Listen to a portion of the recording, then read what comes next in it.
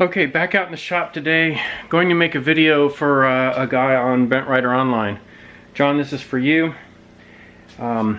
This is my I think it's a 2013 Carbon Quest, and I'll show you what it looks like with the chain covers on the inside, so in the back. You've seen that in my previous video on the Flaming Eyeball version 1, and this is the version 2. So what I'm going to do is I'm going to get the seat up out of the way and take off the covers and show them to you, and then I'll see if I can get some clear pictures and video of this. Okay, so I don't know if you can see it all that well. Let me see if I can reposition the camera and get a good picture. Alright, so here is the cover, the main chain cover that goes under the seat. And these are just Velcroed in, so they pop right off. And that's what it looks like.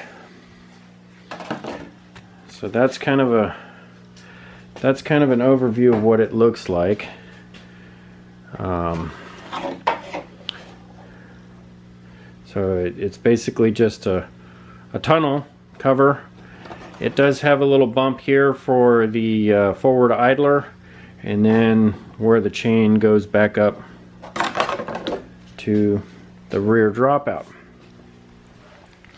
So this back here is the other cover that we've been discussing.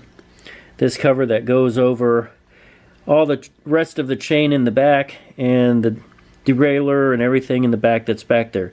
And you ask if this chain cover gets in the way when the shock is fully compressed, and I can tell you, well, I didn't compress it because I didn't sit in it because I have a Reese shock in this one. But on the regular one, it doesn't get in the way at all. So in order to take this out, I have to disconnect the shock, which is right here with that wing nut, and take it off, and then it kind of slides over. As you can see, it's got a hole in it right there where the shock goes through. So let me pop that off.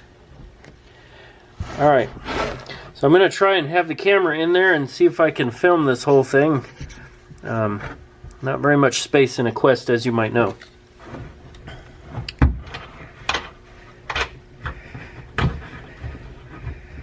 So, take off the wing nut.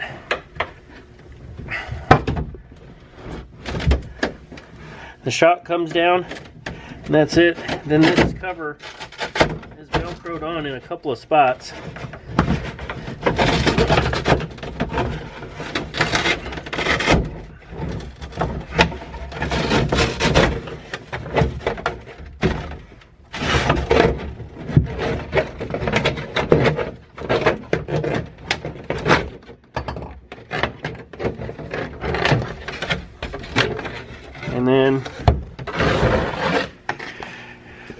And then it slides off like that, and here's a good picture of what it looks like. Oh, it's got a crack in it.